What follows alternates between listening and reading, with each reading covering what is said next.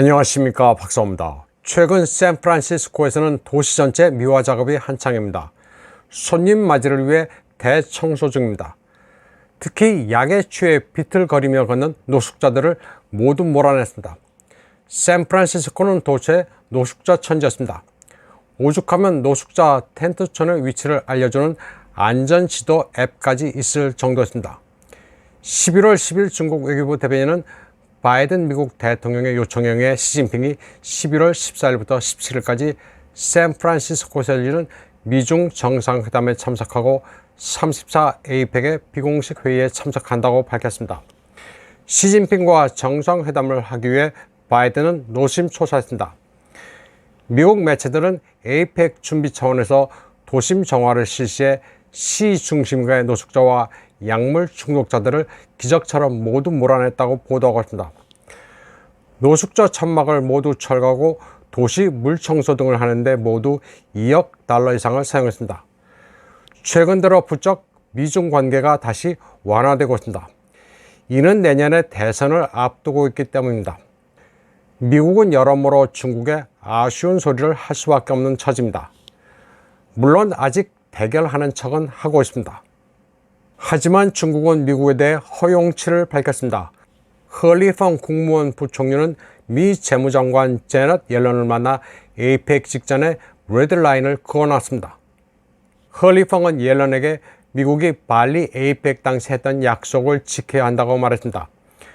바이든이 양국 간 잘 지내자고 여러 말들을 했는데 지키지를 않았다는 불만을 털어놓으면서 약속을 했으면 지켜야 한다고 촉구했습니다. 당시 중국 외교부도 샌프란시스코로 가는 길은 이마핑추안 순조롭지는 않을 것이라고 했었습니다.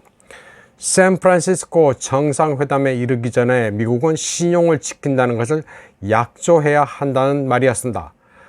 부른다고 호락호락 응하지는 않는다는 의사를 내비쳤습니다. 이번에 에이펙을 앞두고 허리펑은 샌프란시스코에서 제넷 옐런을 다시 만났습니다. 그런데 옐런은 아주 중대한 말을 했습니다.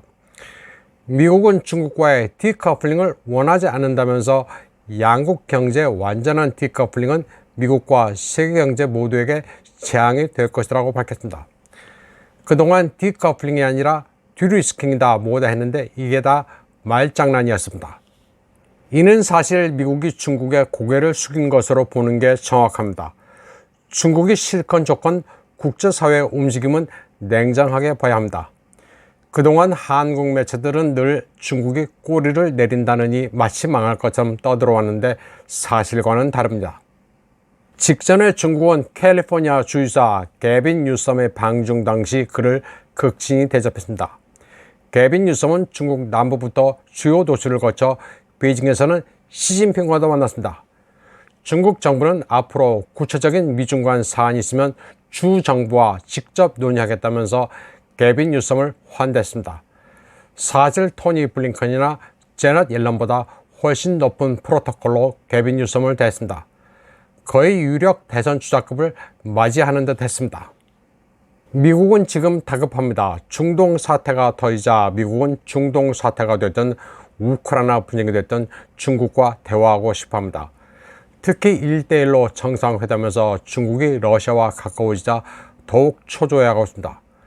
러시아는 중국에 대규모의 천연고수와 식량을 판매한다는 협정을 맺었습니다.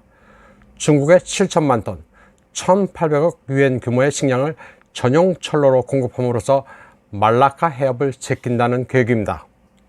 또 천연가스는 새로운 파이프라인을 이용해 공급량을 980억 입방미터 더 늘린다는 계획입니다. 이는 지난해 중국 소비량의 4분의 1입니다. 러시아와 이런 협정을 맺음으로써 중국은 식량, 에너지 우려를 완전히 없앴습니다. 배부르고 등 따뜻하면 나라는 아무 걱정이 없습니다. 미국은 중국의 목을 조르려 했지만 러시아로 인해 되는 게 없습니다. 러중 무역에서 이민폐 결제 비율은 무려 32%를 차지했습니다. 2022년 초 0.5%에서 2022년 말 16%로 늘더니 다시 2배나 폭증했습니다. 그러니 미국으로서는 초조합니다. 8.2 충돌과 우크라이나 분쟁 외에도 미국의 가장 큰 사안은 경제입니다. 며칠 전 신용평가기관 무디스는 미국의 신용 등급을 낮췄습니다.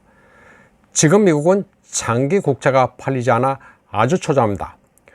높은 금리로 국채를 팔아 자금을 조달해야 하는데 이게 지금 쉽지 않습니다.